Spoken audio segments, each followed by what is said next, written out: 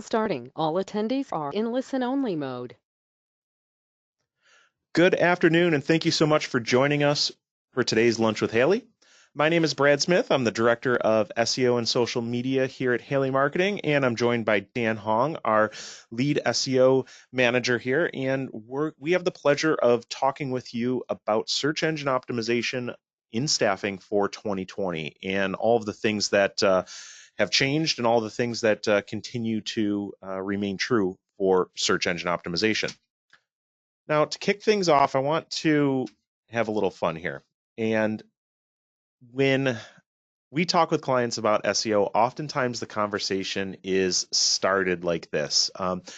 Hey, Brad, I just got this email in my inbox and somebody is telling me that my website's broken and my SEO is horrible. They Googled best human capital management and talent acquisition agencies, and you're nowhere to be found in search. Your SEO stinks. And you're all probably kind of nodding your head. You've probably seen an email like this or got a call like this, and it can be a little unnerving. Somebody's telling you that something's broken and you need to fix it. And unfortunately, there's a lot of SEO companies out there that sell on fear. And I want to encourage you not to fall for this trap. Really, what SEO is not ranking for number one for an obscure term or a term that very few people use. In fact, it's not focusing on one or two specific keywords at all. It's thinking more holistically, and it's the process of really driving targeted traffic from search engines over to your website. Don't get lulled into a false sense of security if you rank number one for a term or two. And don't get too scared off if you don't rank number one or two for a term or two. It's about driving traffic. Even if you do rank number one and you're not getting any traffic, your SEO isn't working. Or if you're getting the wrong traffic, your SEO isn't working. So when we look at search engine optimization, are more focused on web analytics. Are we getting traffic over to our site? Are we getting the right traffic over to our site? And is that traffic converting? And what we're really going to talk about today is going to walk you through that process and how you really get more traffic over to your website and make sure that they convert. Few questions have come in just now about the slides. We will make sure that these slides are available after the presentation.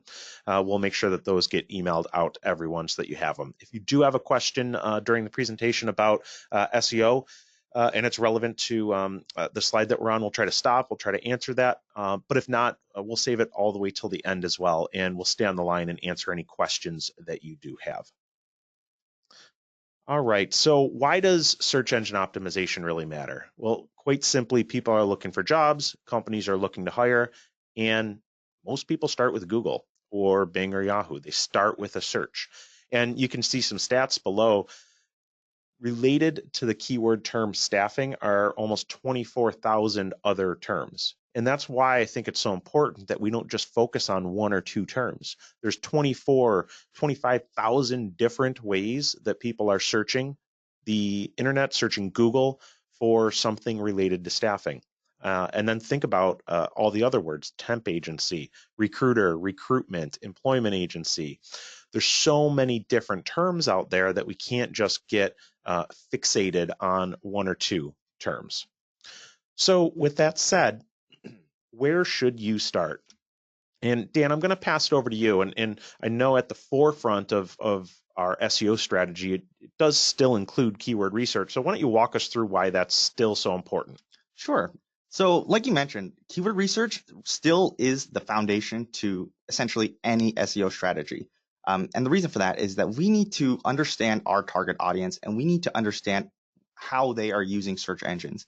Like you said, we're not trying to just find that exact match keyword that we want to put all of our eggs in one basket and try to rank number one for staffing agencies in Dallas. We want to take a look at it more holistically and understand all the different variations of search phrases that people are typing into Google when they are looking for your services. So that's kind of the reason behind doing that keyword research. So we have a couple of tools here that we like to use. And essentially, these tools allow us to see all of these user metrics. We get to see, the exact phrases that people are typing in when they're looking for your services. And not only that, we get to see how popular each one of these keywords is, the opportunity to get traffic from these keywords, how difficult is it for us to actually rank for these keywords, and all this type of information that we need to keep in mind when we're developing our keyword strategy.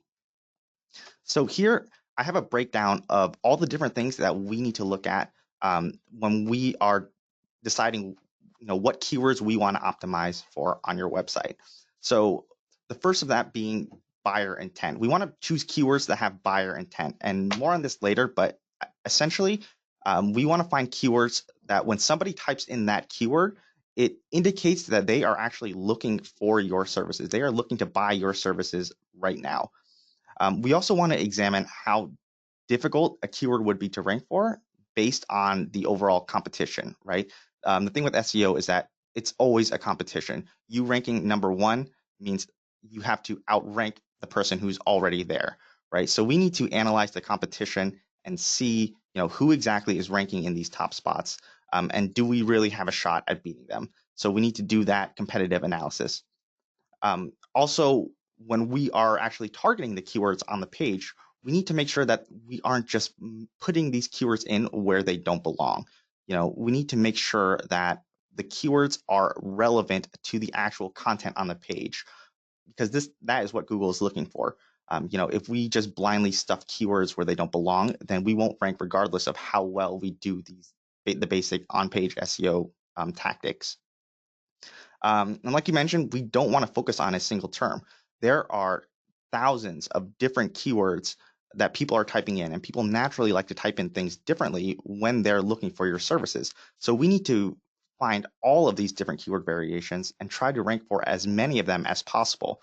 The more keywords that we can rank for, the more opportunity we have to drive traffic to the site. Next, the idea of context is important, right? Google is not just looking for, exact keywords on a page anymore. Google has gotten very smart over the years. So Google really wants to gauge the context of your content to make sure that it's really matching what the person typed in. Is your content really solving that problem that the person had when they initially typed in search? And then finally, we want to make sure that we are optimizing for their terms, not your terms.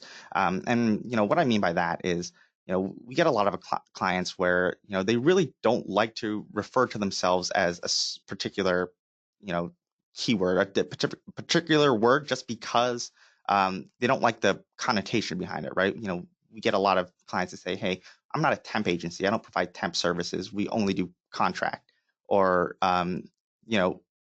maybe they branded their services a certain way, and they have a certain name for the services they provide. And the only problem with that is that nobody is really searching for them that way, right? If you don't like the way temp agency sounds, well, your audience, they're using that keyword when they're looking for you. So if you're not optimizing for that keyword, then you're leaving a lot on the table. Terrific. Thanks so much, Dan. Now let's transition a little bit. Once you have your keywords selected, what do you do with them? Old school SEO said, you know what, we're just going to take these keywords and we're going to throw them onto the page, onto our site. Make sure we stuff those in there as much as possible. Make sure we have high keyword density and we're going to rank well. And that used to work. It doesn't anymore. Old SEO was all about ranking focus. It was all about keyword stuffing, backlinks, building as many as you possibly could, and not really worried about quality. Not having unique content, but just making sure the keywords were mixed in. New school is all about user intent and making sure that it's extremely focused. And Dan's going to dig deep into that. It's all about ROI and conversion focus. So the search engines know that if somebody comes to your site and leaves right away, that your site probably shouldn't match that search query to begin with because the user didn't find value. We need to make sure that we keep people there. We need to make sure that we're creating content for humans and not just for search engines. And that really transitions into what we call tasteful optimization. It's built around providing value, not just trying to rank well in search. We need to make sure our sites are mobile, are fast, are responsive, are secure. And high quality, unique content is essential. It's still the core of good, solid SEO.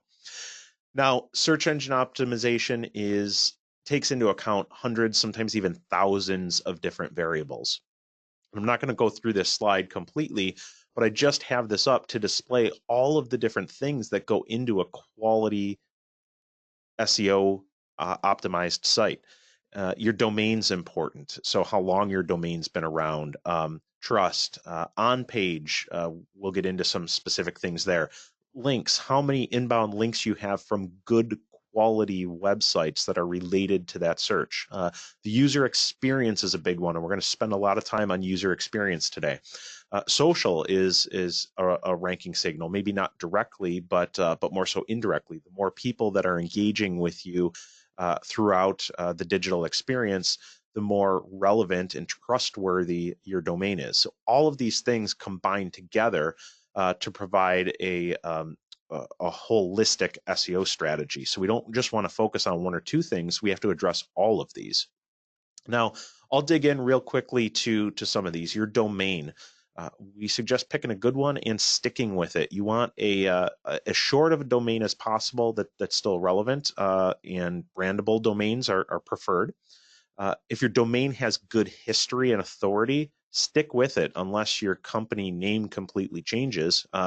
Don't just change URLs right in the middle of things. We've run into this a lot with companies, and when you do change your URL, you have to build a whole SEO plan to transition that. And in many cases, you can lose some SEO relevance and really dramatically impact your traffic to your site and your overall business. And then we get this question a lot. A lot of companies will go out and buy a domain that is keyword stuffed, and just say, hey, you know what, we want to buy this domain, repoint it to our website, and that's going to help with SEO, right? Well, it doesn't. So again, just get a good domain, build up authority, and stick with it. Now, on-page SEO, the things that we're looking at here, and this is again is a strong foundation for SEO, but we're looking at title tags in our metadata. Each page of your website should have a unique title tag. It's what shows up in the top of internet browsers, and it's what shows up in search results. We want to mix keywords in near the beginning of the title, but don't go overboard. We want to keep it between 50 and 60 characters, and we want to make sure that it's tied to the content and relevancy of that page. Don't just keyword stuff here. Again, we want to make sure that it is unique for individual pages on your site. Make sure that our title tags aren't duplicate, or you don't have just one title tag that carries across your entire site. Adjust it based on the content on that page and the content that's relevant for somebody that's searching in your market. In addition to page titles, you want to make sure that each page of your site has what they call meta page description.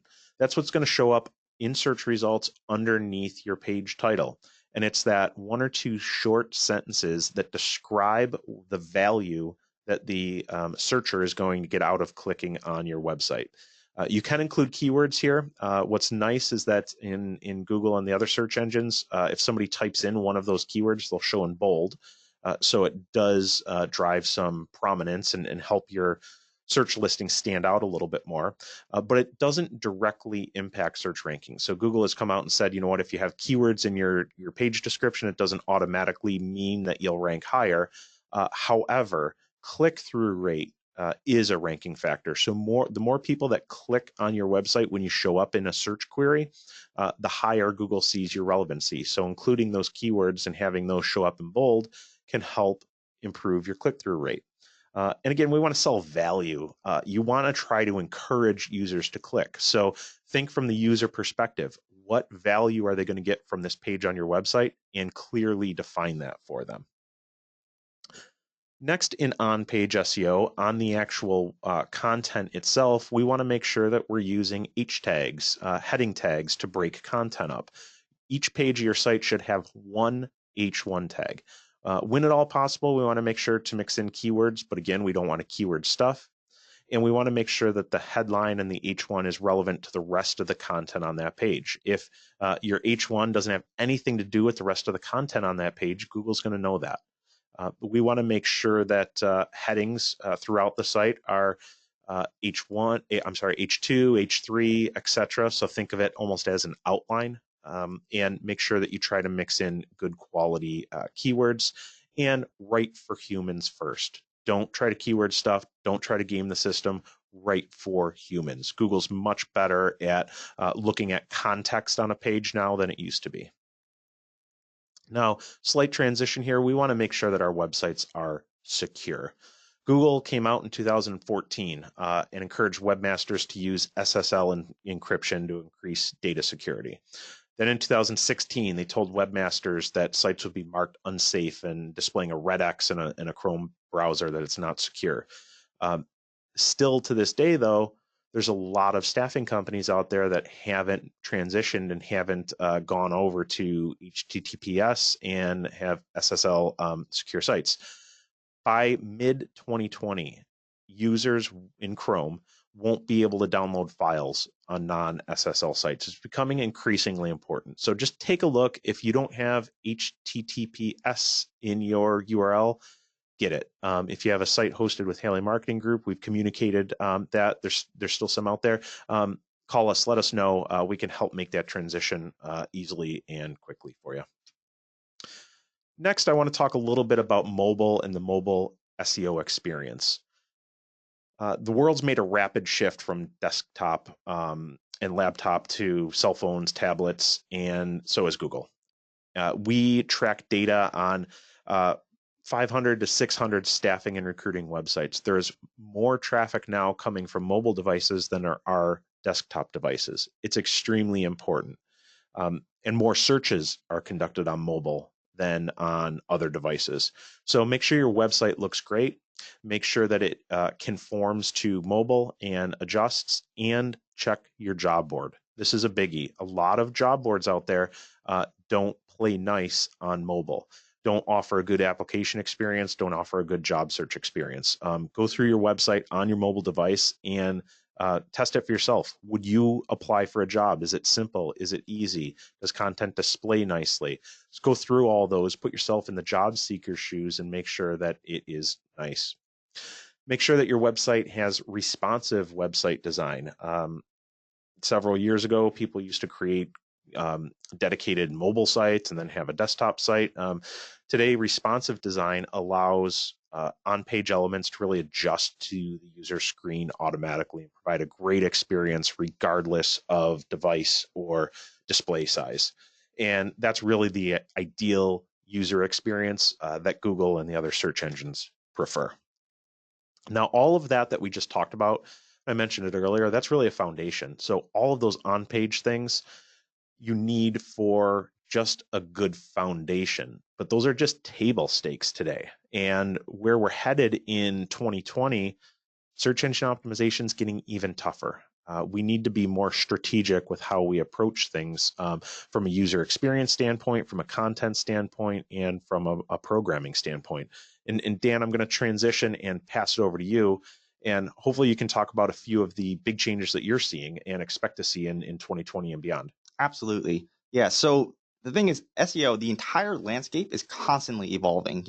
Google's always changing their algorithms. The competition is increasing. The industry as a whole is really just maturing. So like you mentioned, doing those basics, it's just not going to cut it anymore in 2020 and beyond.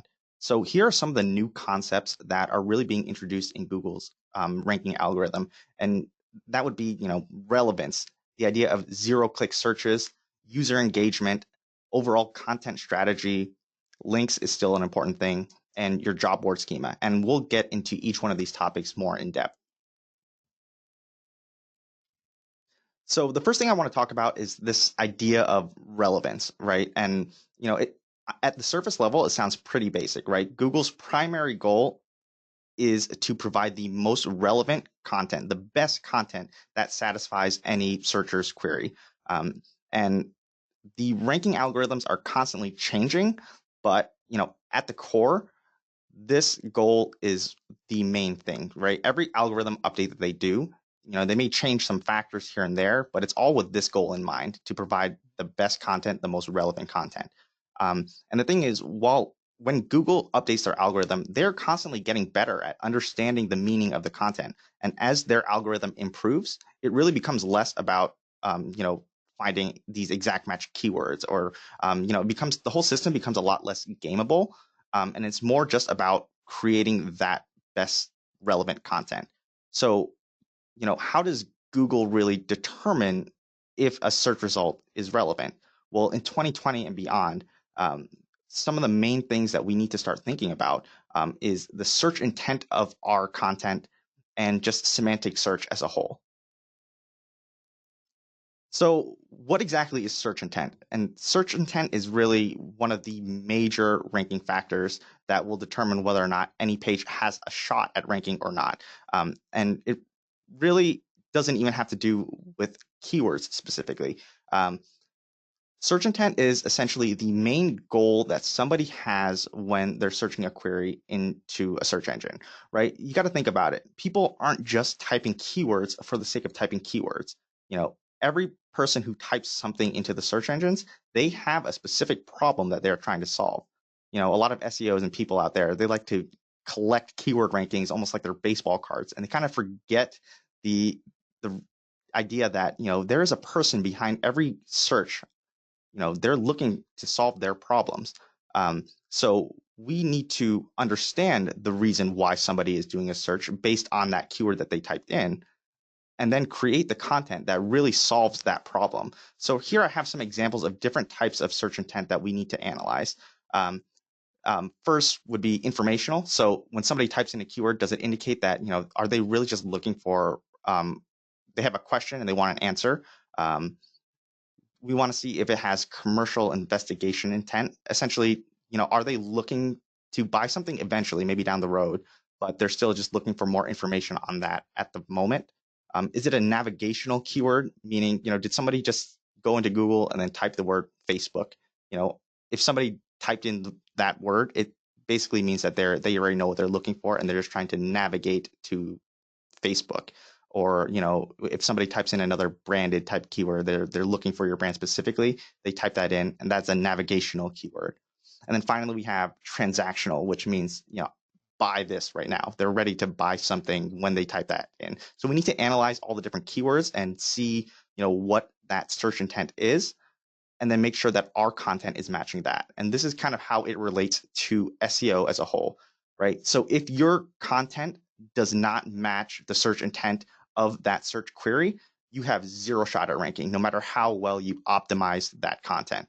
It's not just about keywords, it's about creating that relevant content that users are searching for. So here's an example of that I kind of ran across. So we have a podcast here at Secrets of Staffing Success where we consider ourselves one of the best recruitment podcasts out there. We write blog posts, and we had a blog post where we wanted to basically outline the lessons that we've learned from running the Secrets of Staffing Success podcast. And we wanted it to rank for, the keyword best recruitment podcasts, right? Kind of makes sense. We learned a lot through creating this podcast. We want to share our lessons, and we want to show up when somebody types in best recruitment podcast because it kind of just makes sense.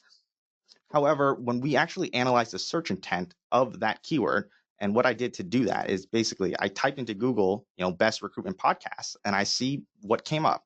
And then you kind of just want to look for the similarities between these search results that are already ranking for that keyword, and you can kind of determine, what Google thinks the search intent for that keyword is, right? So if you look on here, I see nothing but list posts in the top results, 11 recruiting podcasts that a user should subscribe to, what should a recruiter listen to? And from there, you can kind of figure out that when somebody is typing in the keyword best recruitment podcast, they're not really looking for our lessons that we've learned starting a podcast. They're just looking for a list of different podcasts that they probably find interesting.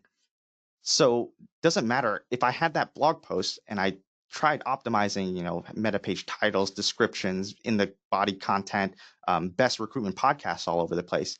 I still have zero chance of ranking just because the content as a whole just does not match the search intent. So the next thing that Google likes to look at is semantic search. This whole idea of semantic search is completely changing the whole keyword game and basically taking it to the next level. So Google really wants to understand what the content is actually about so they can determine whether or not it is relevant to the search query. The way they would do that before is to just take a look at that content and see, how many times does it use this keyword? And that would suggest that the content is about that topic, right? The more times if the keyword shows up, the content's probably talking about that. However, in 2020 and beyond, it's really not that simple as taking that same keyword and stuffing it all throughout anymore. Google is becoming a lot more advanced and have realized that people can really game that system pretty easily. So what they're doing now is focusing on semantic search so they can really understand what the content is really about. So essentially, they're not only looking for that main keyword that you're trying to target, but they're also looking for related keywords and secondary keywords that help them essentially gauge the context of your content. So, for example, say you were writing a post about the White House, right? How weird would it be if you had that content, you wrote about the White House, and you made zero references to something like president or Trump or government, right? And it just said White House, White House, White House all over the place, right?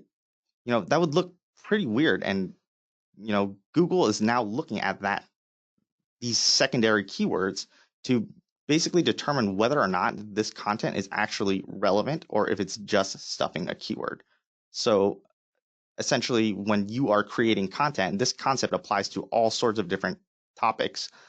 You want to keep in mind, the main keyword that you want to target and all the different relevant subtopics to include in your post so that it's a very comprehensive resource. And Dan, taking that a step further, you mentioned earlier using their terms, not your terms. So you might think of yourself as a human capital management organization or as a contract company. But if people are using words like temp, temporary, staffing, staff augmentation, things like that, we need to use a variety of those terms. Right. And the more of these secondary keywords that you can also include in your content, the more Google kind of understands what you really do, and will match you for all these different types of queries that people are typing in. And here's like a quick tip to kind of help identify these secondary keywords when you're trying to optimize your content. And that would be to use Google Search Console. So Google Search Console is Google's own tool, and it's a really handy tool that basically lets you see all of the different queries that your content is actually showing up for, right? So if you go into Google Search Console, you can see all these different secondary keywords that people are also typing in. Maybe you didn't even think about some of these keywords when you were creating your content, but you are showing up for them. So if you take a look at Search Console and you see all these different queries, you can go back into your content and re-optimize them around these different secondary phrases. And that will ultimately help you rank for a wider variety of keywords and get more traffic back to your site. So next, I kind of wanted to talk into the big one for 2020, and that is the rise of zero-click searches. So have you ever typed in something like, what's the weather, or who's the president of the United States, or something like a basic question like that, and you notice that the answer kind of just shows up at the top in an answer box or something like that without you ever having to click on result? Well, that is from a zero-click search, and this is really just changing the SEO industry as a whole. And the reason for that is, there are so many different types of these SERP features, answer boxes, video carousels, map packs, all these different things that are basically competing for space on the search engine results page. And the reason behind Google implementing all of these is so that they can directly satisfy a user's search intent without them having to navigate to any sort of website and kind of read it. They kind of just want to have the content right up front and center, and that way a user can kind of just scan it when they do the search. And why is this really important? Why is this changing the SEO industry, and why is it making everything harder? And why should we really care? Well, if you take a look at this graph here, you'll notice that as of 2019, over 50% of searches do not result in a click anymore.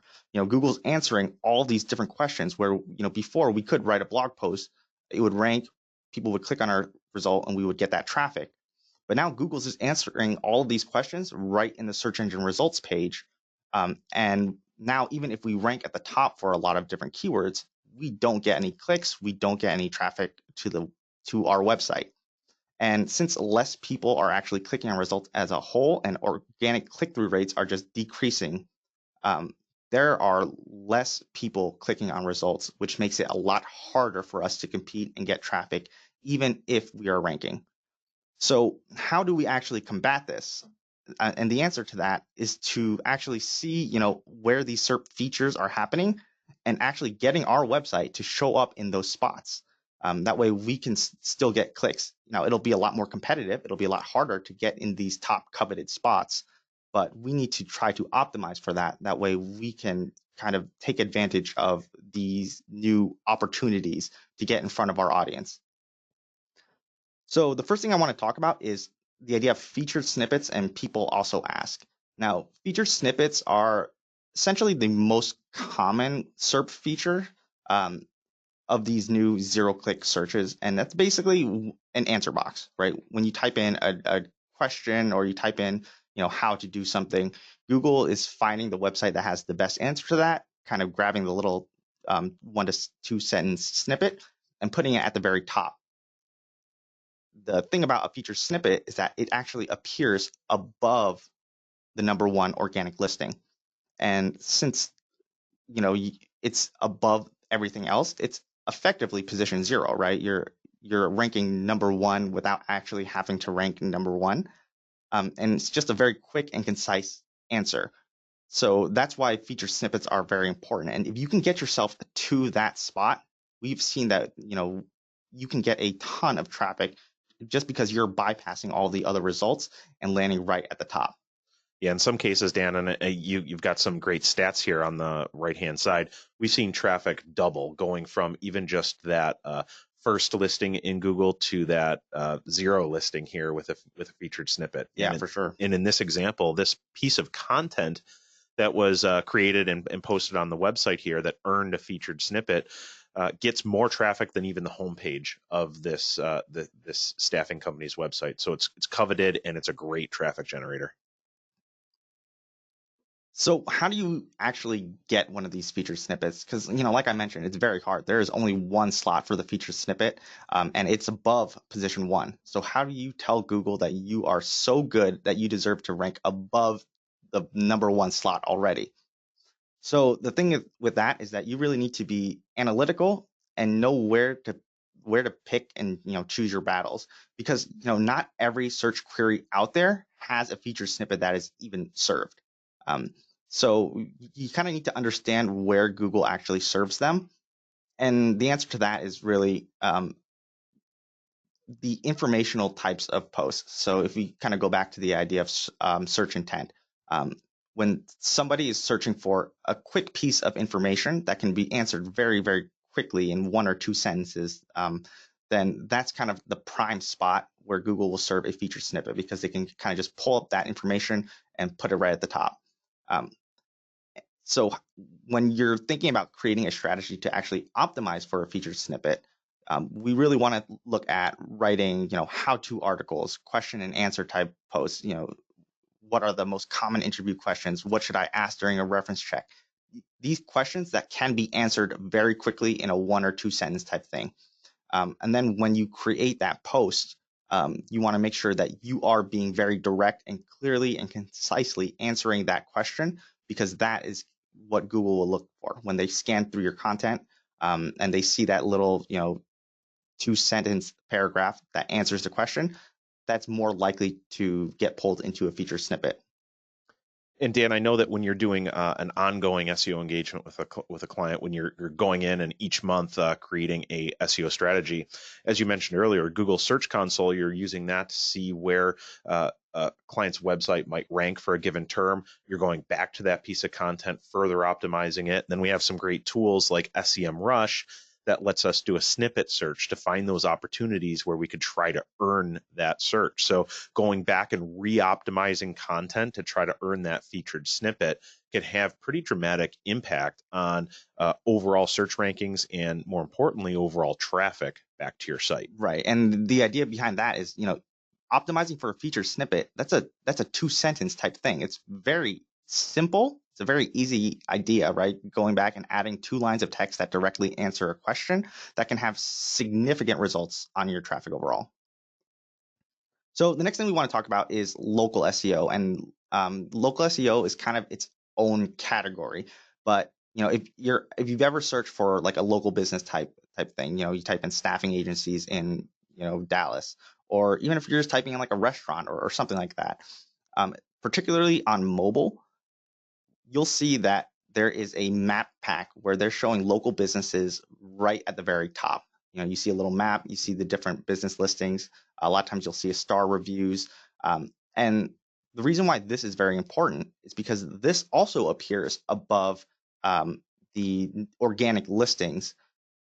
And on mobile devices, you'll have the option to actually, call or navigate to that location without ever having to actually go to their website. So this is also something that is competing with, organic click-through rates, right? There's no reason for somebody to have to go to somebody's website when they're on their phone when they can kind of just call it right from that map pack. So it's very important for us to have a local SEO strategy so we can actually appear in that map pack. That way we can actually get that traffic if everyone wants to go there or if anybody just wants to call us. Plus, it's just kind of good to have our name appear front and center whenever somebody's looking for a local business, because those types of queries have very strong buyer intent, right? Somebody who's looking for a local business on their mobile device when they're on the go and they're really close to you, there's a good chance that they kind of want to either call you or actually visit your business location. So here are some things that we can do to help appear in those slots. Well, first, you want to make sure, the main thing is to claim and set up your Google My Business listing. That's essentially what that is. That's what is showing up, your Google My Business listing. So once you've claimed that listing, now you have a chance to appear there. Now you just got to, beat the rest of the people who already have their listing claimed as well.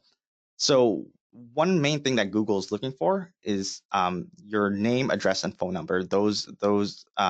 That information that is on your Google My Business listing, as well as that information that is on your website.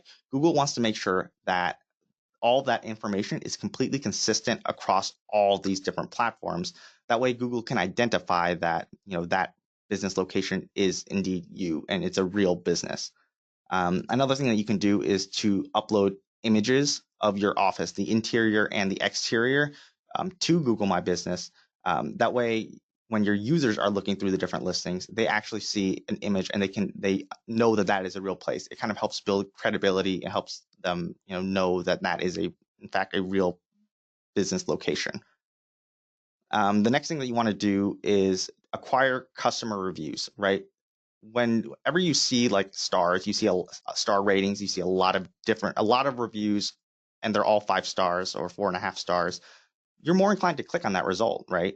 So if you can look at those business listings and you see something with a lot of reviews, you're more likely to click, you're more likely to trust that result. And as a result, Google is more likely to trust that you deserve to be in those top listings. And then finally, you want to make sure that you claim local citations all throughout the web. Google My Business is the main one if you want to rank in Google, but there are obviously a lot of different platforms out there. It's like Bing, Facebook, Yelp. So the more of these citations kind of point back to your business location, the better it is. Dan, a quick question just came in. What if we have 27 offices? How do we win local SEO for all locations? Good question. It's difficult, but you want to make sure you have a Google My Business listing for each one of those office locations. And in addition to that, you also want to make sure that you have a page on your website for each office location. That way, not only can you capitalize on the Google My Business listing for local results, but you also have some content on the site that you can send users to and optimize around various local type keywords. That way, SEO, there's a lot of different factors and you want to make sure you're hitting all the right points. Perfect. Thanks. The next, I kind of want to talk about video and SEO. A lot of people don't really think of video when they're talking about SEO. Most of the time, there's like, where am I ranking in Google? But The thing with video is, particularly on YouTube, YouTube is actually the second largest search engine in the world behind Google, and it's owned by Google. And the reason why it's by video is very important for SEO in 2020 and beyond is that now Google is actually taking video results and putting them, like mixing them in with regular Google search results. Matter of fact, over 62% of searches include video results, and most of those are from YouTube. So not only can you get a lot of traffic on YouTube as the platform natively, just because there's a lot of people searching for content on YouTube, but they can also help you rank in actual Google search. And the interesting thing about video is that video content actually performs a lot better in terms of getting clicks. I mentioned that overall is getting harder and harder to get clicks to your website. However, if you have video results in like YouTube results that are ranking in Google search, they're 41% more likely to get clicked on. And then also, posts with videos, they attract more inbound links as well. And we'll get more into like the link building and backlink side of things. But inbound links is very important for SEO. So the fact that posts that have videos embedded on them are more likely to attract links and people are more likely to share them is very, very important for SEO. And next, we got to talk about user engagement on your website. Now, this is kind of like a new thing, but essentially Google now is basically trying to interpret the way people interact within a website, from that search engine results page. So once they get there, how are they interacting with your content? This has become one of the largest Google ranking factors, period, in the past few years. So I kind of want to break that down and what it consists of and how we can actually measure how users are engaging with your website. That way we can make sure that your site is optimized to rank based on how Google is looking at these different types of signals. So the main things that Google is looking for, and there are hundreds of different factors like Brad mentioned, but three of the major ones that we can easily track and measure would be the click-through rate, the dwell time, and the bounce rate. So essentially, the click-through rate is the percentage of people who actually click on a result versus the number of times your listing is actually shown on that results page.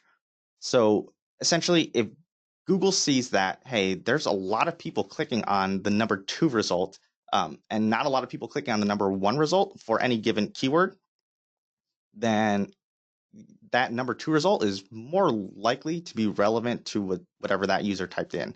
So they're more likely to take that number 2 result and push it to the number 1 result. So that's essentially click-through rate. Dwell time is basically how long somebody spends on the site before they go back to the search engine results page. So for example, if somebody lands on your website and then they immediately hit the back button and then they go to a different website, that's an indicator to Google that, hey, your search result didn't really answer the question. It didn't really solve the problem that the user had, and they had to go search for another result.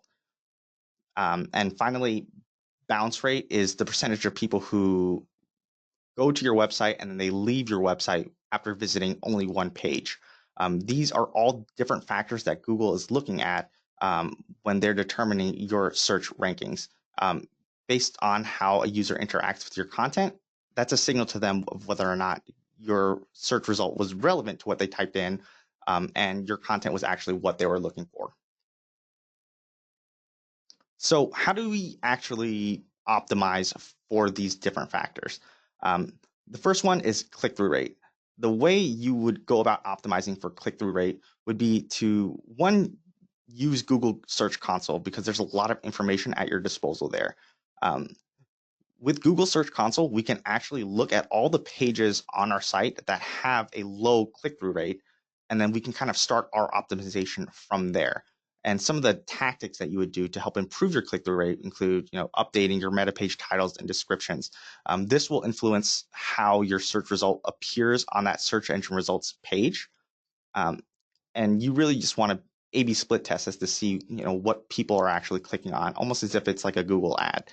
You want to test different language. You want to add more value to these descriptions. That way, it really entices the user to click.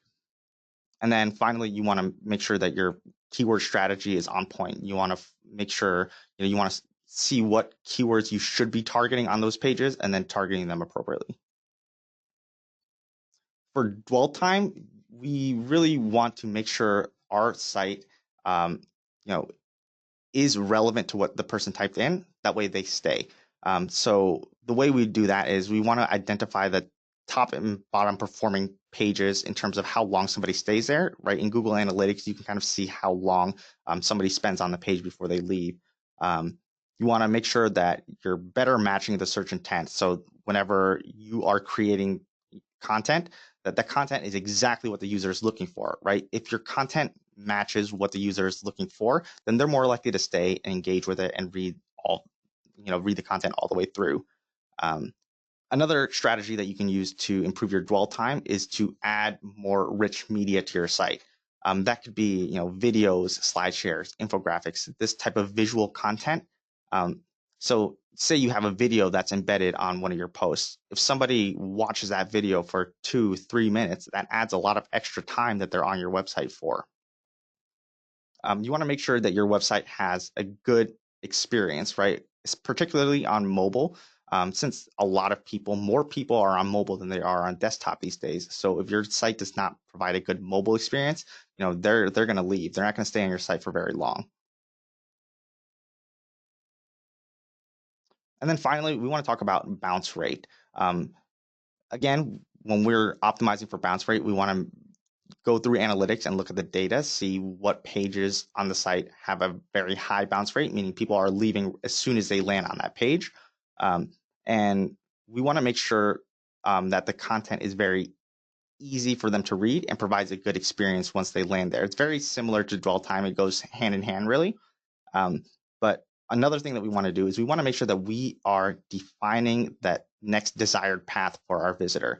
And that could mean, adding calls to action, adding buttons, adding internal links. So if, for example, if somebody lands on a blog post, ultimately we want them to go over to the job board so that they can apply for a job. We want them to go to a contact us page so they can fill that information. And give us a call. So we want to make sure that that is very clear and apparent that that's what the next step should be once they land on the post. We also want to make sure that the content is obviously optimized for that right keyword so that it is relevant. And I keep on going back on the idea of relevance because that is essentially all that Google cares about, right? Google relevance is Google's #1 ranking factor, essentially. So the more relevant your content is to that main keyword that you're trying to target, the more likely the user is to engage with your content. Great info, Dan. A question came in: is there an average click-through rate, dwell time, and bounce rate that would be ideal? It's going to vary pretty dramatically from keyword to keyword and competition to competition. Click-through rate, I would take a close look at Google Search Console and look at it for various keywords. In some cases, I've seen really well-performing websites have double-digit click-through rate percentages. In most cases, though, you're going to be single-digit, probably low single-digit click-through rate. Dwell time, I get nervous when I see average site visit time of under a minute. I'd like to be minute and a half, 2 minutes or higher. So I'd take a look at that. And then bounce rate, I get really nervous when a page has a higher than 50% bounce rate. Now, you got to take that with a grain of salt. Sometimes if it's your contact page, you might just be looking for a phone number, get that phone number and leave. So it varies, but hopefully that gives some context. Right. And another thing to consider is, a lot of times on blog posts where it's not like a dedicated service page where you're trying to sell something, the bounce rate on a blog, if you're just looking at your blog pages, is typically higher because they're kind of just looking for information. Also, if you're writing content specifically for, like, say, a featured snippet or something where it's a very basic type question, they kind of get their answer and then they leave without going to that next page. So on your blog, sometimes that bounce rate is a little bit inflated. Awesome. Thanks, Dan. Now, all those things that Dan just talked about go right into creating a site that's a destination with good content. So at the core of an SEO strategy, you have keywords, user engagement. We need a great content plan. Google rewards websites that regularly provide good quality content that answer search queries. So make sure that you create content that aligns with your goals, your value. As Dan mentioned, leverage rich media. It is amazing the impact that a video can have on all of those key engagement factors. Add content to your site weekly in the form of blog posts, articles, research, white papers, and be consistent. The sites that we see that decline in search ranks is because they're not consistently providing good content.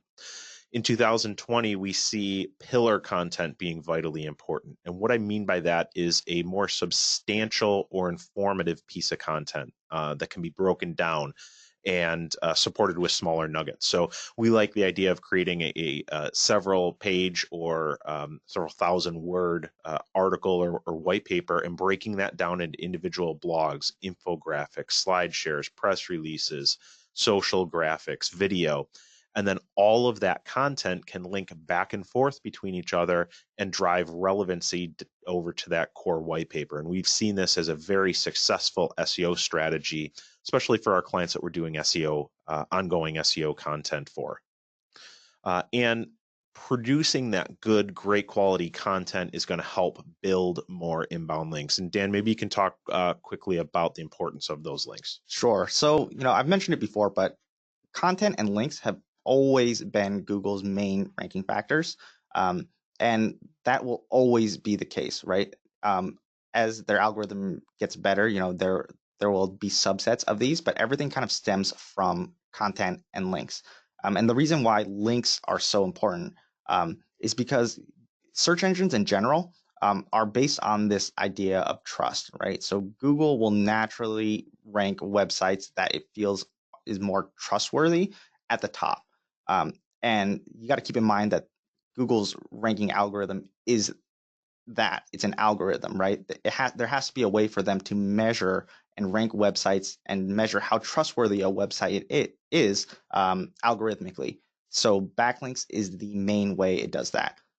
Whenever another reputable source links to your website, it's like a vote of trust for your website. And it basically tells Google that your site is also trustworthy and authoritative. So what is Google actually looking for in terms of your backlink profile? One, offsite links. That's the main one, right? If another relevant organization is linking to your website, then it tells Google that your site is very reputable as well.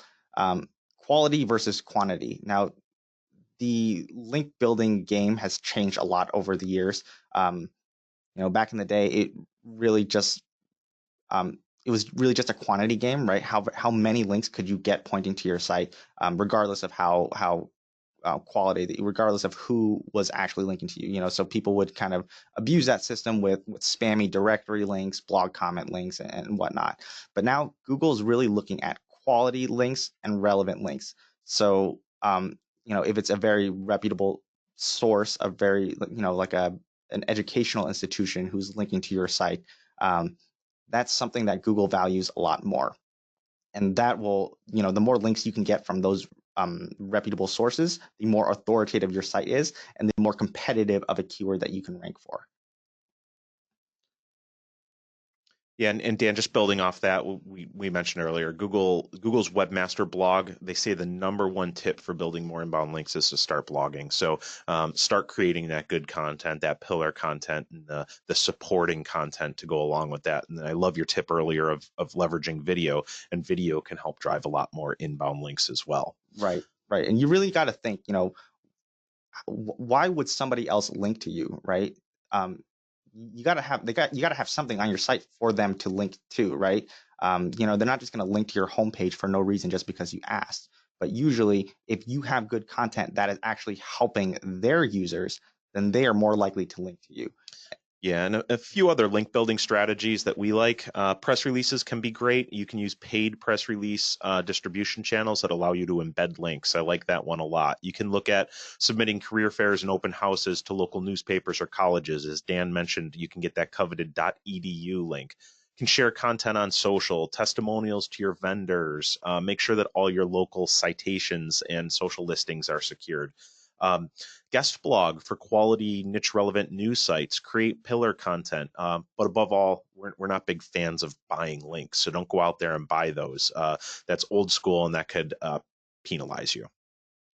All right, next I want to talk briefly about your jobs. And I know it's a biggie for everybody on this call is getting your jobs in front of more quality candidates. And one way that you can do that is making sure that they're extremely mobile friendly and making sure that you have schema markup on your jobs.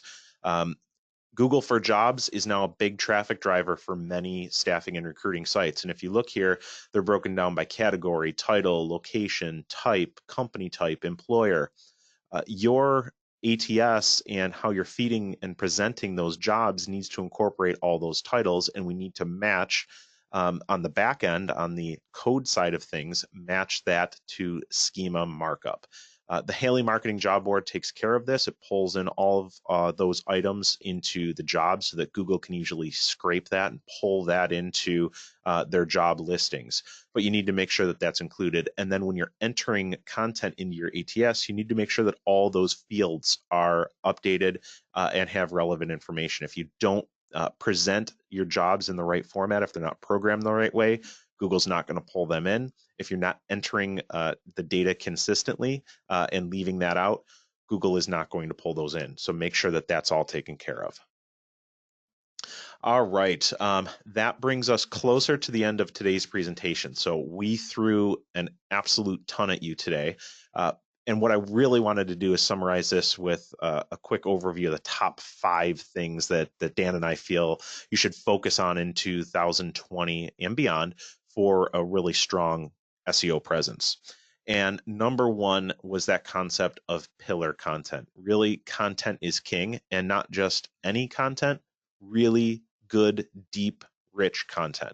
So look at ways to create white papers, research data, ebooks, and then break those down into individual bite-sized pieces. This is a strategy that we're using for ourselves, for a number of our clients. Dan, when he does ongoing SEO for our clients, builds this into his process after we have a strong foundation. But it's become a great way to build more inbound links, build trust, increase dwell time, decrease bounce rate. All of those things that we talked about earlier really come from great quality content on your site. So create a plan to do that. Next, we want to make sure we are optimizing for featured snippets. So essentially that means getting a blog post that's answering a question and looking to see, exactly what is showing up in that featured snippet and making sure that you are directly answering that question in a very short and concise manner. So 40 to 50 words max. Make sure that you're answering that question at the very beginning of every blog post. That way you have a chance of Google finding that and pulling it into the featured snippet. It's a very simple, easy thing that you can do for every blog post, and it can give you great results if you actually get the spot. Focusing on local SEO, just make sure that you have your Google My Business listing claimed and then encourage your users to leave reviews on there. Yeah, reviews are a biggie. Google's looking at total reviews, velocity of reviews, how often you get those reviews. It's a big local ranking factor. Next is SSL and schema on jobs. Make sure that your site is secure. If it's not, get that taken care of right away. It's been several years since Google came out and told everybody that they needed to, and there's still some laggards out there. So make sure that your site is secure, and make sure that when you're presenting jobs on your website, they're presented in the right way with the right schema markup so that Google can pull those in. And last but not least, constant updates. All too often, I see people neglect search engine optimization. And as you can see here, the second half of our presentation was completely different than it was a year or two ago. That's because Google is constantly updating their algorithm. We need to make sure that we stay current on this. A recent change just came out that really shook things up. And if you get that featured snippet, you can no longer show up in the search results below. So just knowing these things and staying aware of this can really dramatically help make sure that you get more traffic and maintain the traffic that you're getting. And that's a great segue. And I want to invite everybody to join us next week, Tuesday, for our ongoing SEO services product demo. Dan's going to walk through specifically what he does on a monthly basis for our clients that he's doing ongoing SEO consulting and implementation for. This is something that he creates custom plans and strategies for. He's looking at Google Search Console. He's identifying what pages have opportunity to acquire those rich snippets. He's looking at rich media and how we can incorporate that. And he's really doing all of those things month in and month out that we highlighted in this presentation. He'll share some great data and results that we're seeing for our clients that are engaged with these services, and I invite you all to join us. And you can sign up at lunchwithhaley.com. And with that said, I'll open it up to questions. If you have a question that you'd like us to ask us directly, feel free to reach out. If you want an SEO assessment and want to see, kind of where you rank and where you might be able to improve, feel free to reach out. If you want to learn more about those ongoing SEO services that we can offer, please reach out via phone, email. You can connect with us on social. Now, throughout the presentation, there were several questions that came in. We tried to answer a couple of those throughout, but some that we didn't get to. So let me take a scroll through here and let's see. Oh, Dan, a question came in. How long should you analyze click-through rate before making changes? We talk in days, weeks, or months? Good question. So the thing with SEO is there's nothing that is very quick about it, right? If you take a look at data for 1 week or 2 weeks, it's really not enough to get a good idea of whether or not users actually are clicking on the result, or if maybe it was just a seasonal thing, maybe it was just a bad time, maybe you just weren't ranking high enough yet. So you really got to give it time over a long period of time. So like at least a month, a quarter, year over year, and then make your adjustments as you go from there. Yeah, I like looking at it monthly at least, so that you're not neglecting anything. But pay attention to Google Search Console. There's so much information available there that really can help give you some insight into what you can do. And as Dan mentioned, though, if you change a page title or a page description, it's going to take a little while for Google to index that and begin to impact and affect search rankings. So if you make a change and you check back the next week and you don't see any movement, it doesn't mean that there won't be movement. So check in monthly, and then I like to equate search similar to the stock market. There's going to be ups and downs, peaks and valleys. There's so many things that impact it, especially in staffing. It's very cyclical and seasonal. But overall, we want to see a nice consistent climb over time. So I like looking at month over month, quarter over quarter, year over year. All right. Here's a good question, Dan. Any tips to make a website rank higher for voice search for things like Siri, Google, and Alexa? Yep, that is an awesome question. And the thing with that is, if you've ever tried doing a voice search for any type of question, asking Siri for anything, most of the time they actually just take that feature snippet and they read it. All these voice assistants, they do that. So if you can create content and actually get that feature snippet slot, then that is also ranking for voice search. Yeah, and you can go in and create Alexa skills. So we haven't really done this for anyone, but let's say you created a job search skill of the day and give individual tips. That's something that you could look at in the future. But I think really, as Dan mentioned, the key is answering those search queries, earning those featured snippets, and then organically you'll rank better in voice. Let's see. Another question came in. What do you think about paying for ads on Google? Great question, Patty. So I'm a big proponent of that, and I think that PPC, pay-per-click, Google Ads, and SEO kind of go hand in hand. So what I like, as Dan mentioned, SEO takes time. It's a long-term project that you have to commit to. So implementing some SEO changes on your site, you may not see results immediately. It might take months in order to begin to build some traction. So in the meantime, why not pay for specific keywords that you want to rank well for? So I love the idea of using paid PPC ads up front and then having a long-term SEO strategy. Now, as you begin to rank for a variety of keywords, you're doing well in search. Down the road, then you can back out of some of that PPC budget or invest that PPC budget in a different way to really get as much traffic as possible. So at the end of the day, we want to drive as much traffic and as much conversions to our site as possible. And SEO and paid ads are both extremely valid. The other thing that I like to do with paid ads is do remarketing and retargeting. So if you're doing really well in search and you're driving a lot of good quality traffic over to your site with good quality content, oftentimes the choice to switch staffing vendors isn't a one visit choice. You need to constantly stay in front of people. So we get people in the door with search engine optimization. And then we stay in front of them with paid remarketing or paid display ads. And again, I think the two work really, really well hand in hand. Another question came in from David Eller. What are the best tools for researching keywords for my business?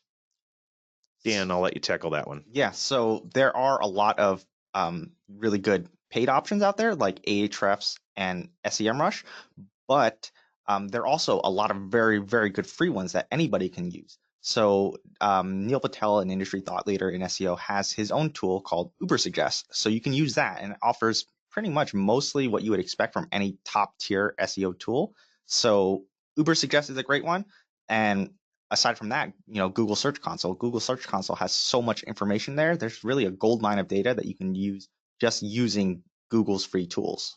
Yeah, and another simple one, just do a search yourself and look at related searches or the people also asked, which Dan highlighted earlier. It's a great way to develop ideas for related content and look at what other things people are typing into Google, what other search queries or questions they're typing into Google.